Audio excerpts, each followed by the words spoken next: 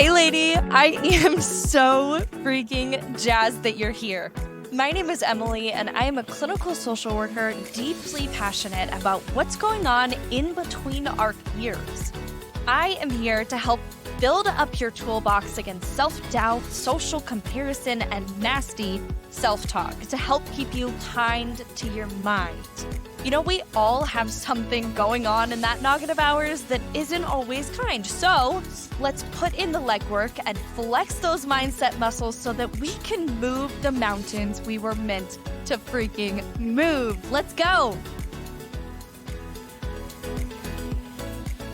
Hello, welcome back to another episode of the Kind Mind Project. I'm so glad that you're here.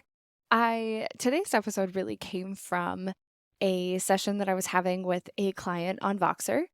And she said to me, Emily, I just need to stop being triggered. I just need to stop being triggered. I need to stop being triggered by things. I'm so activated by things that I just need to stop. And my gut immediately was like, no, you don't need to stop. You need to find and respond. So today, that's the conversation I want to have with you. Our triggers reflect our pain. Our triggers are communicating our need and also our wound that we need to respond to. Avoiding the triggers themselves does not solve the problem. So, let's get into it. Before we get into how we're going to respond and heal that wound that trigger is letting us know about, we're going to have to get really clear on how a trigger is created. What makes us feel triggered by something? Because my triggers are very different than yours, right? Let's bottom line define even what a trigger is. Something that tells me I'm having a big response, something that shifts my mood in some way. And these don't have to be big things. They don't have to be big things, but they are created by something.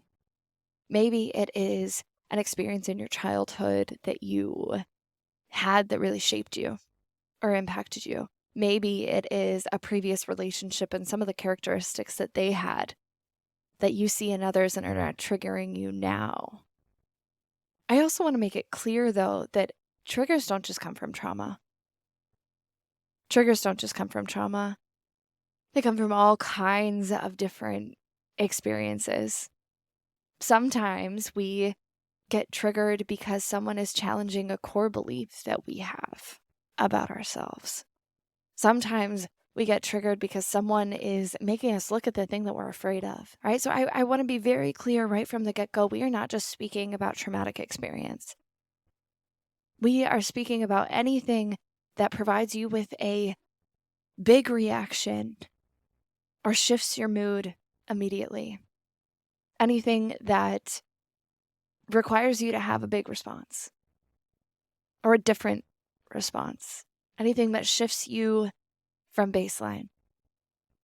So, if we're deciding that our triggers reflect our pain, that must mean that they also reflect our fear and uncertainty and our level of worth and all of those uncomfortable emotions that we try really hard not to experience. So, if you often get triggered by the fear of someone leaving, it's one I hear the most, I think. Getting triggered by the fear of someone leaving. What you might still need to heal from is any kind of abandonment or rejection.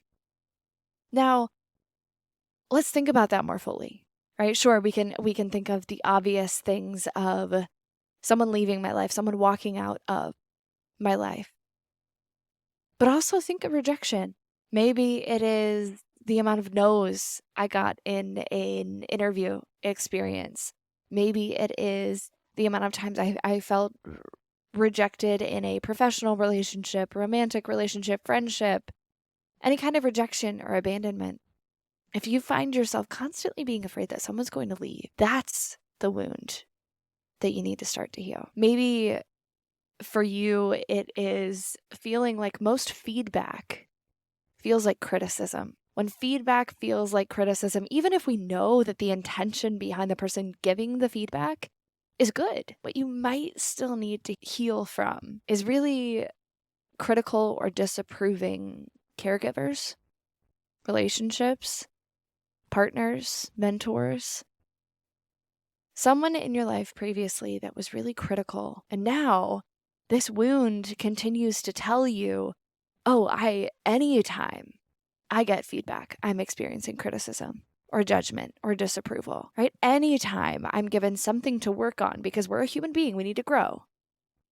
We're a human being, we're not perfect. Anytime you're provided with feedback, you take it as criticism, you take it as judgment, you take it as you not being good enough. So is it that we need to avoid any kind of feedback, or is it that we need to heal that wound of that previous relationship that caused that pattern of thinking?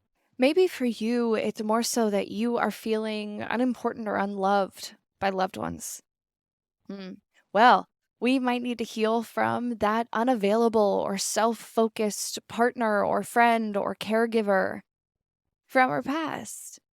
The person that wasn't available, that taught us to have that response. Maybe it's that you're feeling triggered by having raised voices, or tones are really impactful for you, or the look on someone's face can immediately cause you to spiral. Oh, they're mad at me. Oh, I have done something wrong.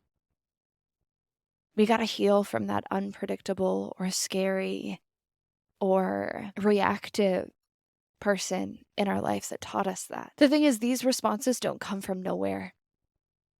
It's one thing to overthink, and it's a whole other to have this deep, visceral response to when things like that happen. Maybe for you, it's loud noises or that like sensory overwhelm. Well, at what point in your life were you in a really chaotic environment that required you to be on your toes, right? I hope that you're starting to hear the pattern here.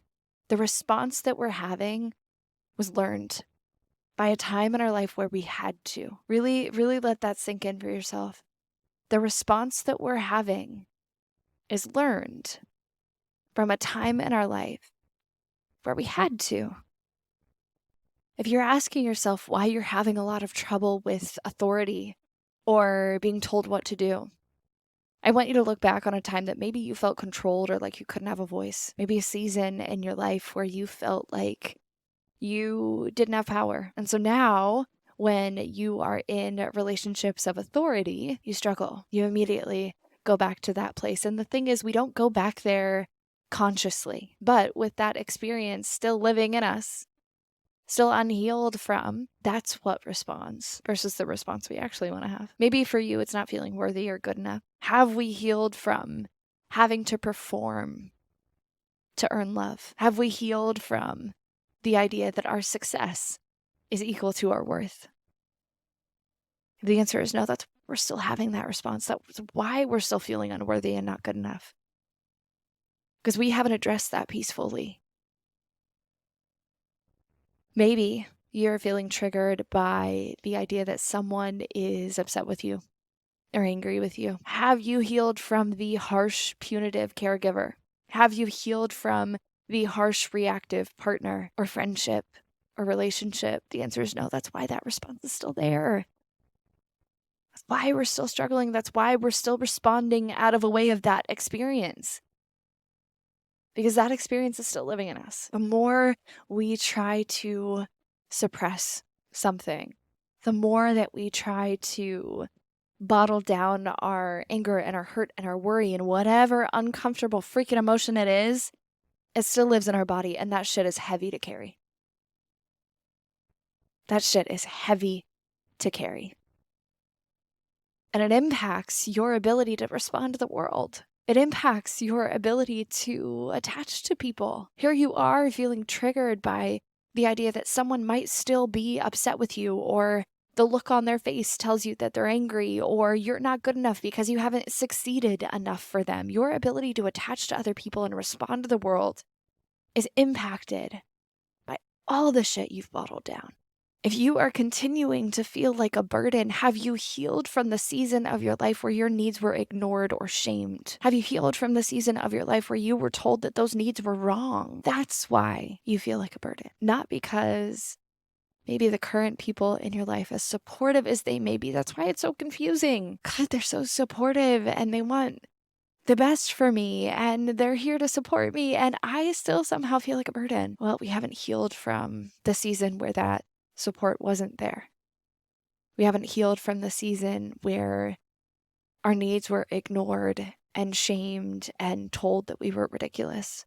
And lastly, are you feeling really triggered by being diminished or invalidated, or feeling as though you're being diminished or invalidated? Have you healed from the season of life where you weren't allowed to show emotion, where showing emotion meant that you were crazy or too much or not strong enough to handle something? If you're feeling like you're being diminished or invalidated, is that truly because that's what's happening in the moment, or is it because you're so used to not being able to show emotion? You're so used to waiting for the response of, oh my gosh, you're too much, you're crazy. If any of these experiences that I just mentioned gave you an oh shit moment, I encourage you to face it. I encourage you to find someone that's able to help sift through that with you. Because the thing is, the more that we bury it down, the more things pile up on top, and the harder it is for us to sift through. And the more that we bury it down and the more that things pile up on top, the heavier it gets, and that shit is too heavy to carry on your own. Too heavy to carry on your own. Our triggers are a reflection of our pain. They are a reflection of a previous experience that we have not healed from. I know that you don't want to look at life this way. I know that you don't want to walk around continuing to carry that with you. And I also know that in the back of your head, you might be saying, yeah, but if I open it all back up now, Emily, I don't even know what that would look like. If I open all of that back up now, I've gotten myself so far away from it. If I open it up back now, it's going to be too much. I love you. But also, what happens if you don't? What happens if you don't? It continues to impact your relationships. It continues to guide your decisions. It continues to impact how you look at yourself, how you speak to yourself, the kind of experiences you seek out, and therefore the kind of life you're able to have.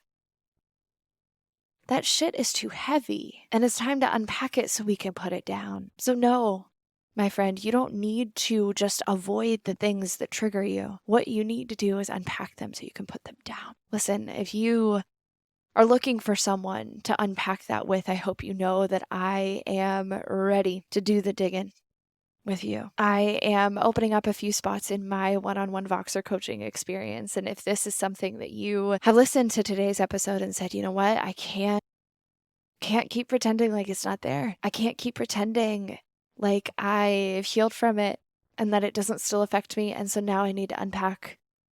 This shit's too heavy to carry. If that's the response that you're having to today's episode, I hope that you reach out to me and then we can start a conversation of how we can do that unpacking together. I love you so very much. Please use that trigger as an indicator that there's something that needs your attention, that there's some healing that still needs to be done. And I hope that you choose to unpack instead of bottle so that you can live the life that you actually want to live. So we can put this pain down and you can experience all the goodness that this life has for you. I love you so very much. And I'll talk to you so soon. Stay kind.